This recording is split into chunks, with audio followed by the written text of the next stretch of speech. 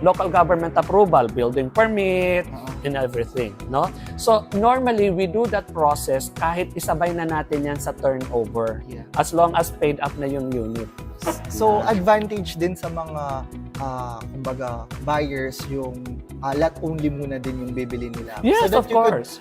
They could choose kung ano yung preferred talagang design. Yes, diba, of course. sir? For me, owning a house is like owning your trophy. So whatever you see from the house, that represents your personality. So Gusto ko yun, sir. Oo, that represents your personality kasi ikaw yan eh. And you tell your friends, you tell your relatives, oh, this is my house. And parang pinapakita mo, nagpa-picture ka, parang selfie mo yan. So it's your trophy. No?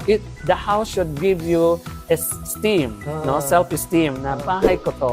Yan. And then, sa dulo ng presentation mo, sinasabi mo, I helped design it. Diba? Yun ang maganda pagka lot only. Correct. Okay.